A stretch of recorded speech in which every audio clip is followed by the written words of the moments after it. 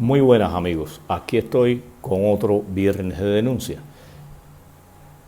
Este video de hoy está extraído también del programa de Hernán Alberro y mío, Zoom Cubano, que se transmite por la radio chilena.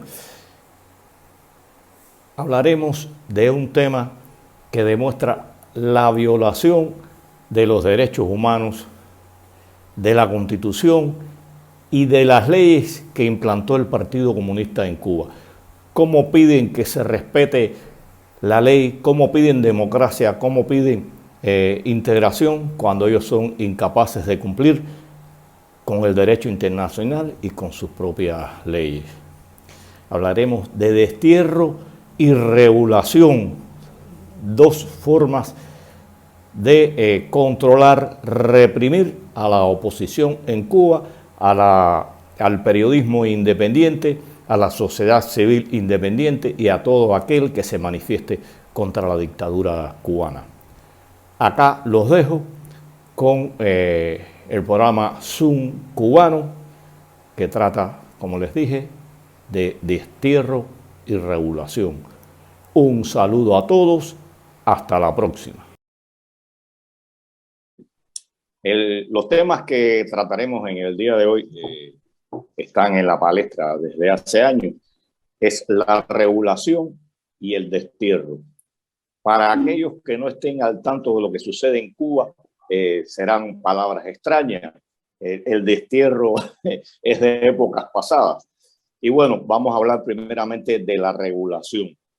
La regulación es un término jurídico que utiliza el gobierno cubano para impedir la salida del país a aquellos que no comulgan con su régimen, que los critican. Un ejemplo, desde diciembre de 2017 estoy regulado. Luego de regresar Hernán del segundo curso del Cabal y estar escribiendo en Cibercuba, me han regulado, o sea, llevo 4 años y medio regulado. Pienso que Joe puede ampliarnos mucho más sobre este tema, porque no soy yo solo, son disímiles, son cientos los que han estado regulados de manera permanente o por tiempo. Así empezó la regulación inicialmente, te regulaban a la hora de hacer un viaje, te regulaban por un mes, te regulaban por 3 meses, pero ya en estos momentos las regulaciones son permanentes. Buenas, Joe, ¿qué puedes decirnos con relación a la regulación? Sé que tú has escrito de esto y conoces bien el tema. Bueno, muchas gracias Hernán y Pedro por la invitación. Es un gusto conversar con ustedes. La regulación está basada, al menos quienes estamos regulados en Cuba sabemos que estamos en una lista negra. Esta lista negra está compuesta por al menos unas 250 personas, de acuerdo con el Instituto Patmos. Está claro que esta cifra también, de esta cifra están exentas aquellas personas que no quieren hablar por temor al régimen, de que están regulados precisamente. Hay personas que temen revelar que están en esta lista negra porque saben que también esto tiene consecuencias de tipo laboral, de tipo social en Cuba. Porque desgraciadamente el régimen totalitario controla todos los aspectos de la sociedad. Sin embargo, al menos unas 250 personas, eso sí está claro, han estado reguladas. Este trabajo increíble que hace el Instituto Patmos, personas como Joaxis Marcheco, la periodista, y el pastor Mario Félix Llonart. Estas 250 personas estaban divididas, de acuerdo con la investigación que estuve haciendo en marzo de 2020, como en unos 3 grandes grupos. Primero a los activistas es a quienes más regula el régimen. 2, a los periodistas, a los comunicadores en sentido general, porque también había youtubers en aquel momento. Y en tercer lugar, era muy interesante, a los líderes religiosos. Los líderes religiosos, recuerden, son en definitiva líderes comunitarios, y son líderes comunitarios que se le van de las manos al régimen, porque las iglesias tienen otras agendas que no son las del régimen totalitario. Y recordemos que en sistemas como el socialista, pues el acaparar y el controlar todos aquellos vestigios de independencia, digamos, de autonomía, es fundamental. Esto fue algo interesante, repito, en 2020, en marzo de 2020, hice una investigación con la plataforma Conectas de Colombia y bueno, también con Diario de Cuba, que es el medio con el que más colaboro. Y es interesante cómo llega a esto. Llega a esto porque estaba muy molesto porque el régimen me acababa de regular en febrero de 2020 y un mes después me puse frenéticamente a buscar sobre el tema, a entrevistar a personas y a darme cuenta de que el mal trago por el cual yo estaba pasando, el derecho cercenado, que es el derecho a la libertad de movimiento, por el cual yo estaba pasando, bueno, no era algo exclusivo que me ocurría a mí, estaba ocurriendo a muchas más personas. También fue una manera que encontré para, digamos, hallar una especie de comunidad de víctimas, de la cual, bueno, también yo era parte. Aunque no me gusta verme tampoco como víctima, ¿no? Me veo en principio como un enemigo del Estado que a causa de esa enemistad con el Estado, pues bueno, ha sufrido por cosas. No, me veo más así. Pero muchas de estas personas me llamaban la atención, incluso algunas eran familiares, incluso de personas que estaban oponiéndose directamente al Estado. O sea, ni siquiera eran opositores en primera instancia al régimen comunista. Es complicado el tema de los regulados, ¿no? Porque algunas personas me dicen, bueno, ¿y cómo se sabe que está regulado? ¿Cómo se sabe cuándo termina ese encarcelamiento? Porque es claramente un encarcelamiento y por la condición de isla del país, pues se genera un mayor, o sea, una mayor sensación en ese sentido, ¿no? Cada metro de costa, yo lo he dicho en otras ocasiones, es una especie de barrote y la isla se convierte en una cárcel gigante, donde te acompañan, bueno, unas 11 millones de almas, o quizás menos, se han ido tanta gente que quizás quedan hasta menos en Cuba. Pero desgraciadamente es completamente arbitrario, no se sabe cuándo termina este tipo de castigo, ¿no? Aunque sí está claro, de acuerdo con algunas declaraciones que me dieron para el reportaje en el momento, de que hay una intención del régimen en, primero, limitar el acceso de la persona regulada a conexiones, trabajo, a que su voz sea escuchada fuera de Cuba también.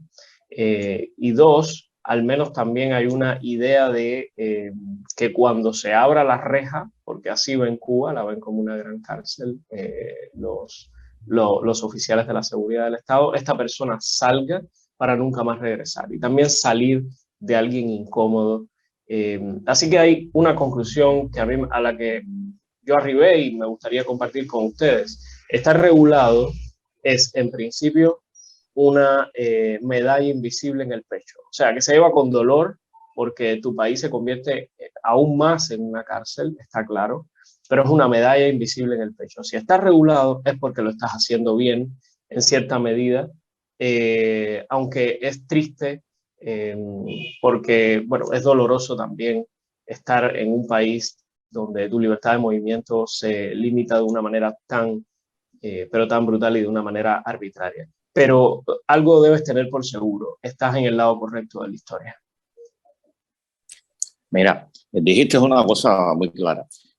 La regulación, bueno, la aplican a conveniencia y la aplican en la medida en que la persona va cogiendo, como lo decimos en Cuba, más vuelo en las redes. Yo estuve casi 2 años militando en Somomaja hasta que me separé.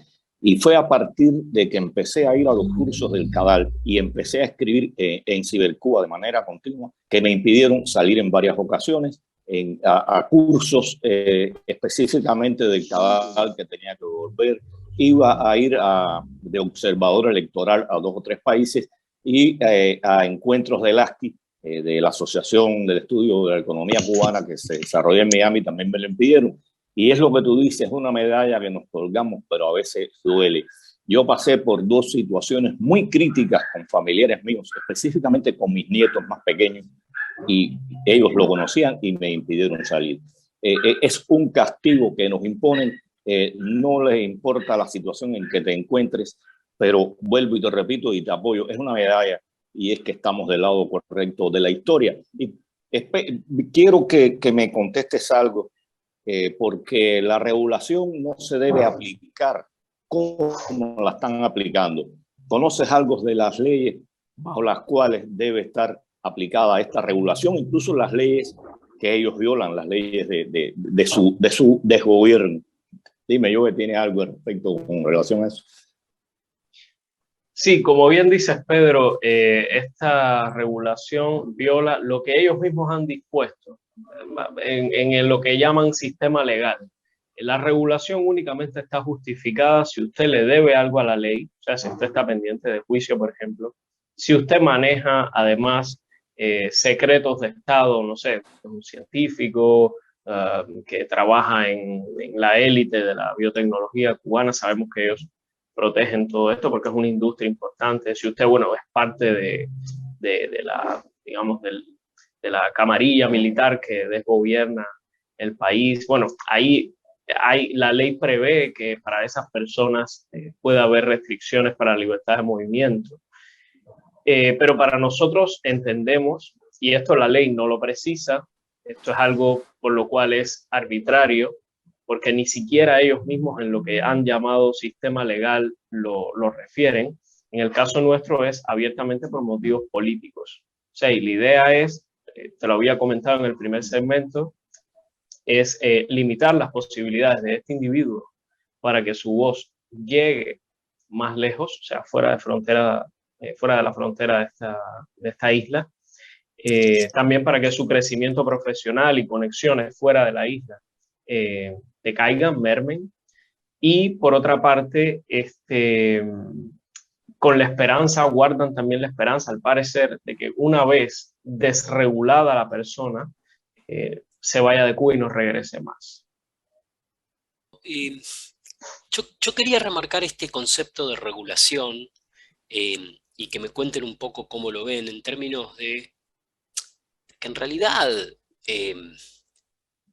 es un concepto que no existe. Cuando uno habla con cualquier persona, cualquier latinoamericano, por no ir a más, digamos, y les dice el concepto, está regulado. Está regulado es algo que tiene una ley, es algo que tiene una norma, digamos.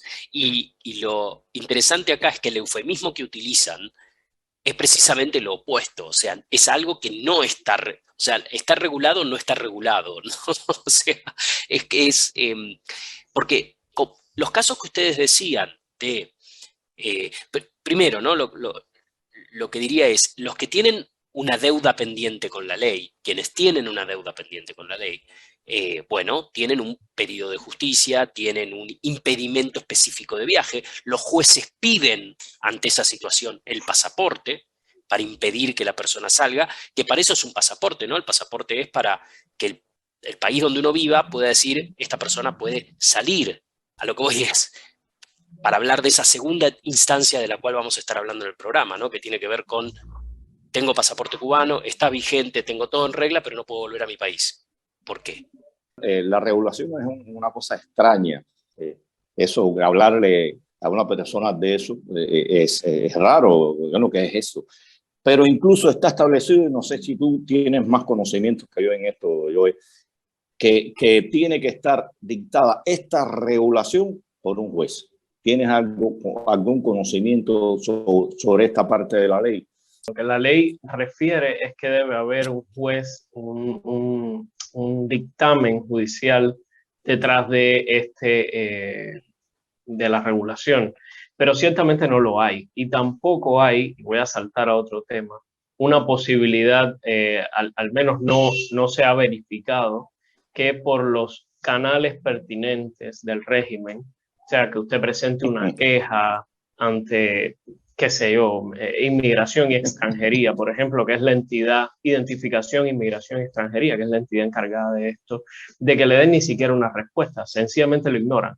Te lo digo con conocimiento de causa, Pedro, porque yo estuve asesorado por una muy buena abogada, amiga mía y amante de la libertad también, en estos trajines, y estuvimos enviando correos, alguna carta también. Sé que hay otro joven Ariel Maceo, escritor, poeta y activista por los derechos humanos, que también ha tratado, digamos, de ir por los canales pertinentes, precisamente no porque confiemos en ellos, sino precisamente para agotar todas las instancias antes de hacer una denuncia internacional que sabemos que es más contundente a veces que este tipo de papeleo inservible dentro del sistema socialista. Pero las personas están muy desprotegidas, es la conclusión, ¿no? Las personas acá están muy desprotegidas y están un poco a la buena de la seguridad del Estado. Vamos a decirlo así, a la mala de la seguridad del Estado. Mira, pero una cosa pequeña, una anécdota que ilustra mucho esto. Yo 4 años y medio nunca había ido a ninguna instancia y Regina Coyula, creo que amiga mía y la conocen ustedes, me insistió. Bueno, fui a atención a la población del ministerio, me atendió una teniente coronel, muy educada, y me dijo, vete a este lugar, era Inmigración Extranjería Nacional y vamos a llegar allá. Estuvieron ahí, ¿usted qué hace? Vengo a esto, me mandaron del ministerio. Dice, espérese, me mandaron como a 15 metros. Cuando regresé me dice, no, usted no está regulado porque está pendiente a una investigación. O sea, estoy en una investigación y cuando le dije, pero hace 4 años y medio de esa investigación, señora, respéteme. Dice, yo transmito lo que me dijeron. Hay procesos que demoran mucho. O sea no, además, si hay una cosa, nunca te van a dar un papelito. Las respuestas que dan en estos casos cuando las dan son de ese tipo.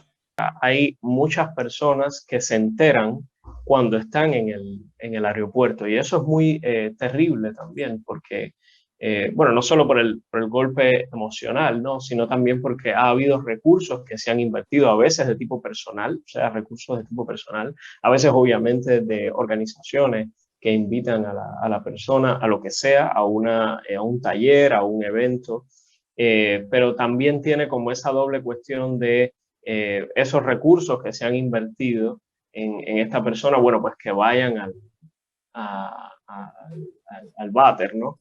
Que terminen echados a la basura.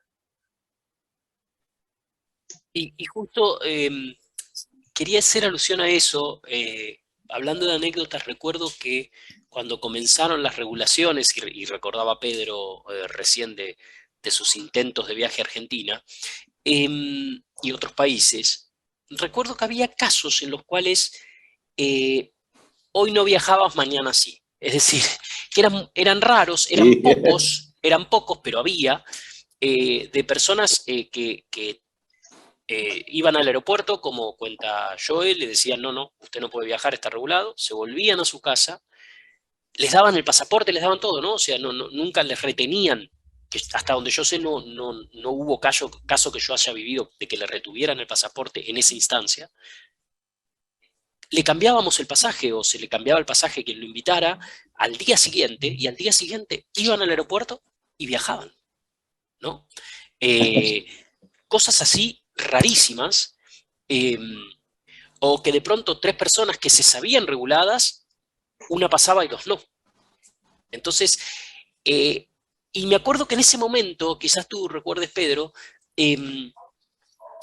se decía que había una especie de desentendimiento, digamos, de diferencias en el manejo entre migraciones y seguridad del Estado. Como que seguridad del Estado estaba tratando de imponer su rigor, digamos, en un ámbito donde a migraciones le hacía un poco de ruido porque era su lugar, ¿no? Era como su espaciecito de poder, digamos. Yo no sé si eso sigue existiendo, si, digamos, arreglaron cuentas y ahora está todo mucho más claro. ¿Cómo es esa situación? Si tienen conocimiento. Bueno, yo te diría que ahí hay una alianza tácita, son inmigración, o sea, identificación, inmigración y extranjería, la Dirección de Inmigración, de Identificación e Inmigración y Extranjería, que es como se llama oficialmente esa entidad a la que te refieres, y la seguridad del Estado son hermanas de un mismo padre, pertenecen ambas al Ministerio del Interior. La verdad es que no sé, o sea, lo que me parece es que la seguridad del Estado es quien gobierna en todo caso, o sea, o tiene como un derecho a veto o algo así superior a otras instancias, porque es precisamente la que se encarga de los delitos de tipo político. Son los delitos que, de acuerdo con el sistema socialista, pueden destruir el statu quo, ¿no? El poder en sí en Cuba, el poder como lo conocemos hoy en Cuba. Así que yo realmente la apreciación que tengo es que seguridad del Estado domina sobre todas las demás entidades. Todas las demás están obligadas a bajar la cabeza cuando dice algo o hace una petición como regulen a Joe o regulen a Pedro. Y por otra parte, es interesante también, bueno, quiero conectarlo con lo que hablaba ahorita sobre la indefensión que hay. Tiene sentido también porque en Cuba no hay división de poderes, entonces el sistema judicial, que podría ser quien vaya a darle la oreja al Ministerio del Interior, porque se está sobrepasando con las libertades individuales de una persona, en este caso la de movimiento, está supeditada a una misma entidad, que es el Partido Comunista de Cuba, y esa entidad responde a la monarquía que lleva por apellido Castro, y bueno, sus acólitos ahora se han unido a otra familia real que es la López Calleja.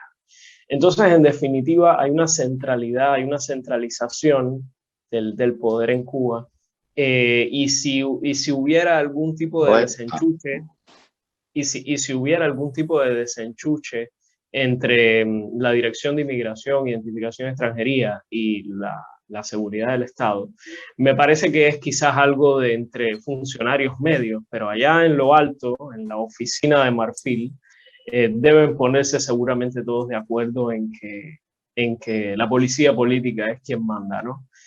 Todo esto obviamente son teorías, es por lo que yo he visto, porque así, por ejemplo, también operan con la PNR, con la Policía Nacional Revolucionaria, que es una entidad que la tienen como peones, ¿no? Por ejemplo, a mí vienen muchas veces aquí a entregarme citaciones la PNR, pero no es para citarme con el jefe de sector, es para citarme con la seguridad del Estado, los tienen como peones. Así que lo que a mí me parece, en mi corta experiencia de 8 años como periodista independiente, seguro Pedro tiene otros argumentos y tal, por su tiempo de experiencia, pero a mí lo que me parece es eso, que todas se supeditan a la seguridad del Estado, y si hubiera algún conflicto es de tipo entre funcionarios medios o de bajo, digamos, acceso en la escala de poder. Mira, es cierto lo que dice yo. Vamos a hablar como hablamos. Quien corta el bacalao es la seguridad. Pero ¿qué pasa? Y lo viví en un momento determinado. Que la gente, sobre todo en la base, abajo, se sienten que un teniente está dándole orientaciones a un mayor, y eso crea sus roces. Y lo viví en abril del 2017 en una protesta que hicimos en el aeropuerto.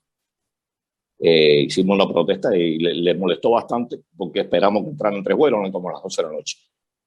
Llegó la policía, nos sacó, y a Eliezer lo iban a montar solo en una patrulla. Y yo no dejé que Jorlis se montara en la patrulla nuestra porque iban a montar a 3. Me preocupaba lo que fueran a hacer con Eliezer. Y el muchacho que estaba al lado mío era nuevo. Oye, le van a dar golpe, no lo deje. Y se asomó un mayor de la policía. Le dijo, ahora está en manos de nosotros, no en manos de esta gente.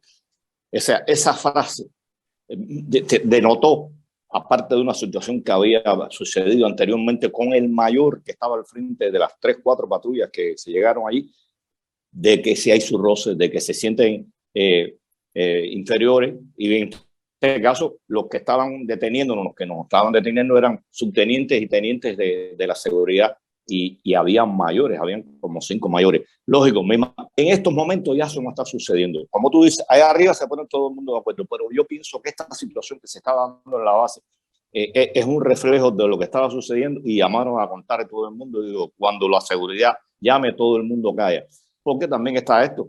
Vienen a detener, la seguridad me ha pasado en 2 ocasiones, viene a citarme, yo no los acepto, y para llevarme preso tiene que venir la policía.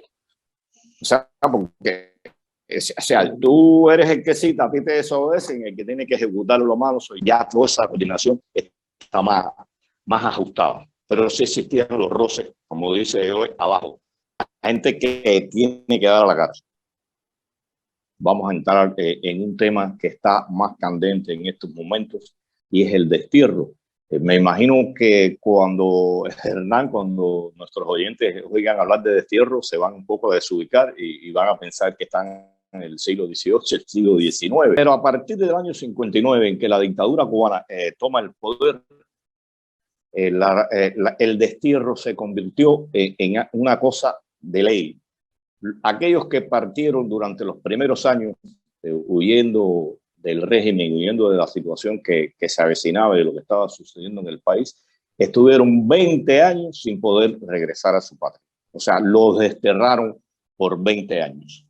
Después se aplicó en muy pocas ocasiones, pero ahora en los últimos tiempos, en los últimos 2 años, se están utilizando algunas variantes del destierro. Una es que te presionan para que abandones el país, te dicen que te van a hacer un juicio o que para que liberen a algún amigo, a algún familiar tuyo, debes abandonar de manera permanente en el país, o te presionan, te cercan y la seguridad del Estado está constantemente sobre tu persona y tu familia, y cuando te dicen te vas o seguimos haciendo esto, la gente decide bajo esta presión irse del país y después no puede regresar. Pero hay una variante que se está utilizando ahora y creo que es la más dura, que es el caso de cubanos que salen legalmente del país, regresan o intentan regresar dentro del periodo establecido por las leyes cubanas y les impedido regresar. Hace 3 días, el día 22, 23 de este mes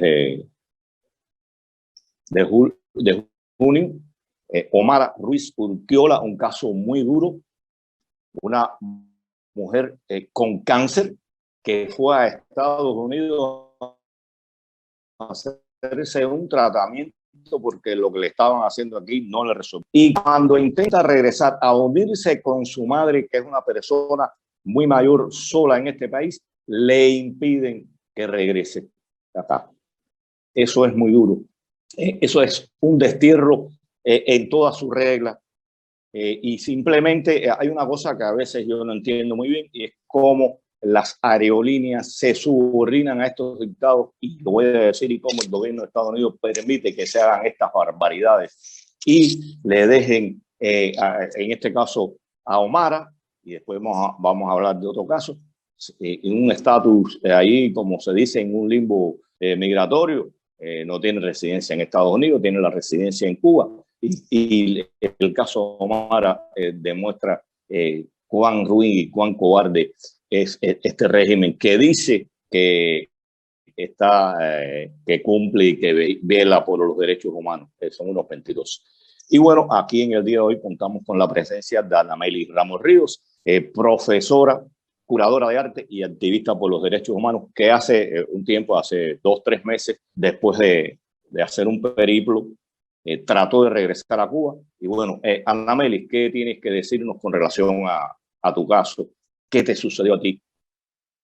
Yo salí de Cuba en enero del 2021 a estudiar un doctorado en antropología en la Universidad Iberoamericana de México, y después de unos meses vine acá a Estados Unidos con una visa de turismo de una sola entrada a recoger unos premios para el movimiento San Isidro, y cuando intenté regresar a Cuba en febrero no me lo permitió la aerolínea American Airlines por una notificación mandada desde Cuba, firmada por un teniente coronel cubano, que solo dice que yo no soy admitida en el territorio nacional.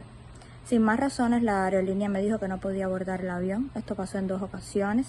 En la segunda ocasión me dio al menos la notificación, pero no hizo público ni me explicó cuál era el protocolo que tenía la aerolínea con Cuba. Cabe destacar que yo solo tengo residencia cubana, no tengo residencia acá en Estados Unidos ni en ningún otro país, por lo que me he quedado en una especie de limbo legal, lanzada a la ilegalidad de este país sin quererlo. Creemos que el Estado cubano está utilizando el destierro como una forma nueva de represión a los activistas, una nueva forma de silenciamiento, y es absolutamente inadmisible, porque no solo se está violando el derecho a la movilidad, también otros derechos aquí en los países donde nos mantienen. El caso de Anameli, que acabamos de escuchar, es uno de los primeros que tuvo mucha resonancia por convertirse en un impedimento de volver y por dejar a una persona, como decía Pedro también en el caso de otros, en un limbo, como dice Anameli, ¿no? En una situación en la cual básicamente se quedan sin patria, porque no tienen un pasaporte que les debiera permitir volver a su país, pero que no les permite volver a su país. Y no tienen ninguna otra documentación. Entonces hoy Anameli incluso está viviendo en Estados Unidos y tiene hasta dificultades para viajar de una ciudad a otra en avión, porque para todo le piden el pasaporte como identificación, y es un pasaporte que ya está irregular en Estados Unidos. Entonces, se vuelve toda una situación muy compleja, donde por supuesto lo más grave, y yo hablaba un poco de este tema, ¿no? Que tiene que ver con transformarte en una especie de paria, ¿no? En una víctima clara, y donde, bueno, como hemos venido diciendo, hasta se superan las fronteras en la violación a los derechos humanos. Porque es como que los cubanos que están en Cuba ya están casi, no digo acostumbrados, porque uno no se puede acostumbrar nunca a eso, pero bueno, saben que cuentan con estas reglas. Pero también saben que cuando pueden por algún motivo salir del país a una beca, como fue el caso de Anameli, a estudiar, o cuando, como contaba Pedro en su momento, salió para capacitarse o para participar en diferentes conferencias, o cuando lo que comentaba yo de diferentes reuniones de periodistas y demás, bueno, uno estaba un poco más a salvo, ¿no? Estaban como en un ámbito donde podían expresarse y vivir con ciertos márgenes de libertad. Ahora ya ni eso, porque ya no pueden volver, y entonces esa violación a los derechos humanos empieza a trascender las fronteras. E implica que hay terceros implementando esa violación a los derechos humanos. Terceros que los podemos llamar, sí, American Airlines o South, no me acuerdo cuál era la de Omara, Southwest, no me acuerdo. Pero que son compañías que tienen que cumplir con reglas, que ni les importa, que no saben, le dicen esto no, y bueno, cumplen porque tienen que poder seguir operando y demás, pero que se transforman en agentes de la violación a los derechos humanos.